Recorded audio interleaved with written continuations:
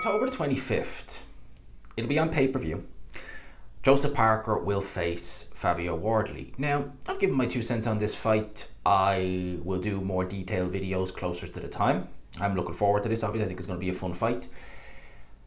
I think we need to really just look, and I'm going to be guilty of it. I'm thinking Joseph Parker wins this fight, probably on points, and probably wins it reasonably without too much trouble. Most likely. You never know with Fabio Wardley. Tremendous punching power, tremendous heart, tremendous will to win. He really is something else. And that's what I want to make this video about. Because although I don't have him as the favourite going into this fight, there's a really interesting story with Fabio Wardley, as you'll see on screen with some of the highlights of his fight there. What's the thing you notice? Just first and foremost, what you're seeing in those two respective fights I've shown you. And no, it's not just that they're devastating knockout wins, which they are.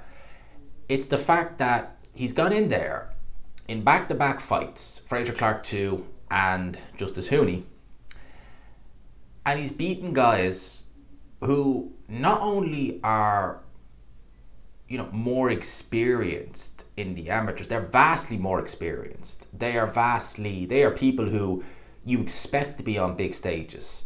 Fabio Wardley was never one of them. I mean, if you look at Justice Hooney amateur record, I mean, it says 35-2 on BoxRec, but realistically, it's a lot more than that.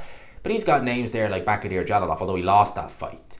He's got names like Fraser Clarke actually on there as well. I'm sure there's other names that we probably would know as well. I'm just looking through. Richard Torres. Who else does he have? He's got a few names on there. I mean, Nelson Savage. What, that name rings a bell. I don't know why. But he's been a good amateur. He was a very good amateur, as was Fraser Clarke. He was around, Fraser Clarke was a decent amateur, if nothing else.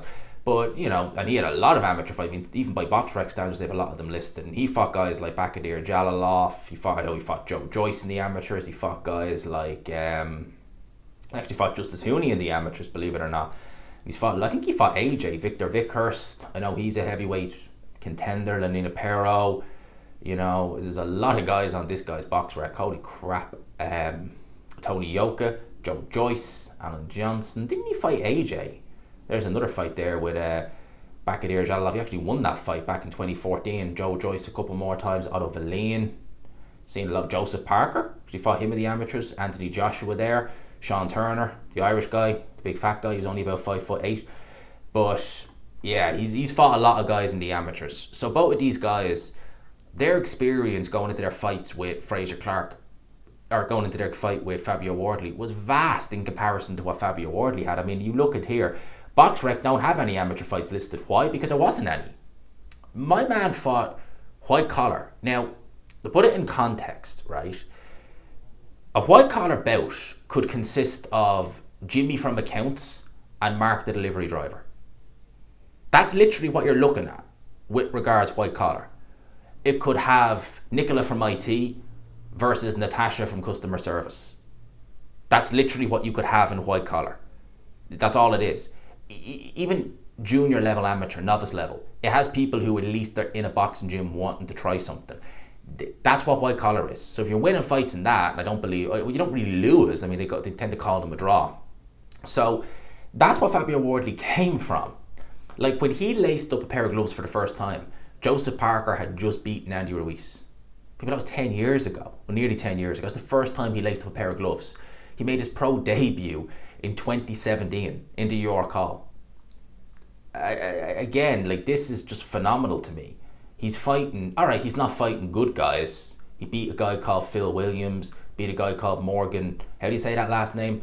Juax. Anyone with a first name Morgan, I'm real sus about them. You never really know with someone like that. But you know what I mean, jokes aside, right? He's beaten guys better than him in terms of, amateur experience, right? Simon Valili, I think he was on Team GB. Richard Latte, I'm not sure about him. He's just an interesting character. That is Richard Latte, isn't it? The guy that fought Daniel Dubois. Pretty sure it is. 33 years old, okay. Alright. I believe you. Thousands wouldn't.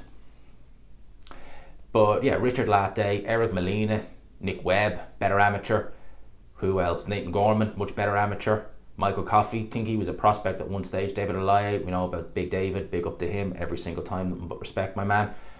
This guy is fighting guys who he, in theory, shouldn't be beaten, but he is. And he's getting better every step of the way. Now, albeit, it has to be said, last time out against Justice Hooney, did he get...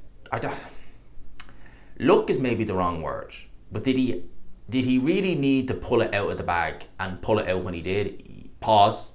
But yeah, he did, right? Some people would know. You don't want kids, you definitely do that. But you know what I mean. He did manage to get it out of the bag, pull it out of the bag, and was able to knock out Justice Hooney with one shot in a fight, which you look at the cards here on BoxRec, I mean, one of the judges had him winning 2 rounds, the other one gave him a round. That's generous, right? He is still a fighter when he comes in there against fighters who have that amateur experience. You can see the flaws in his game. But I think the crucial thing you need to remember about Fabio Wardley, and I don't think it's enough things people talk about, you look at his resume, right? He's undefeated, 19-0 with 1 draw. So in 20 fights, he's never lost, right?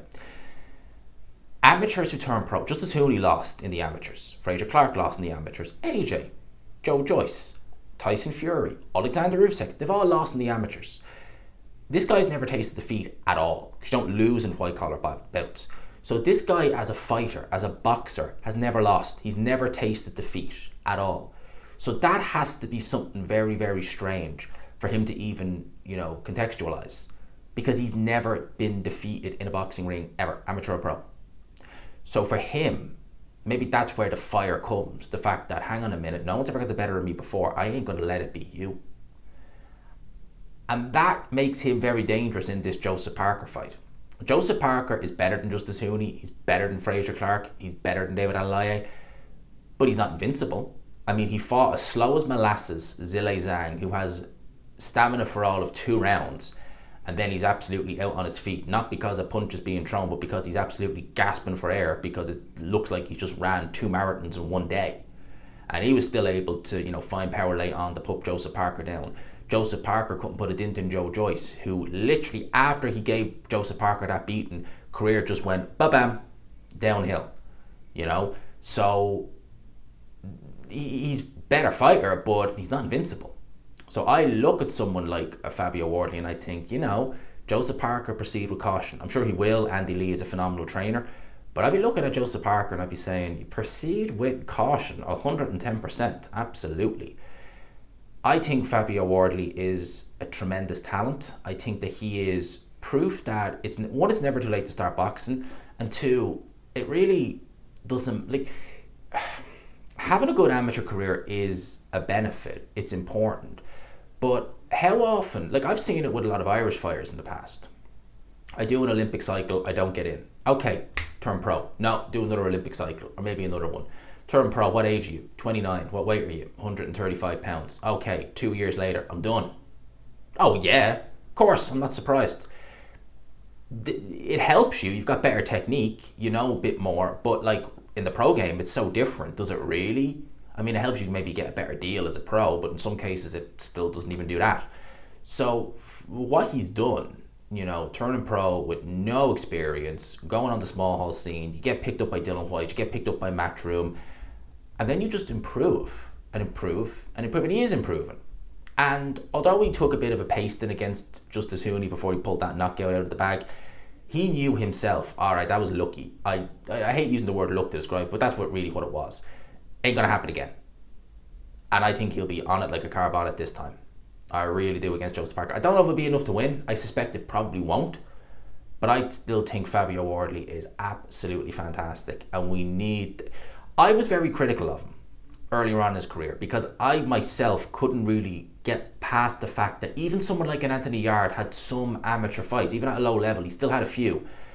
I used to think, how can you get round the fact that you've had literally nothing, no amateurs? You fought Mick from accounts and, Tom from bloody finance, or whatever you want to say. How do you get around that? But no, he's proved me well and truly wrong, and massive respect to Fabio Wardley every time. I'll be keeping a close eye on this fight. I'm looking forward to it. I really am. Looking forward to the face-to-face. Looking forward to doing a watch-along on fight night. It's going to be good, people. It's going to be good. Indy 02, big-time boxing, Parker versus Wardley. I think Fabio Wardley is phenomenal. Let me know your thoughts in the comment section below. Hope you enjoyed the video as always. If you could, smash the like button, hit subscribe. Only a few off 26,700. If you could, it's just, I want to get to 30k. I really do. So if you could, smash the like button. People, I'll talk to you. Peace.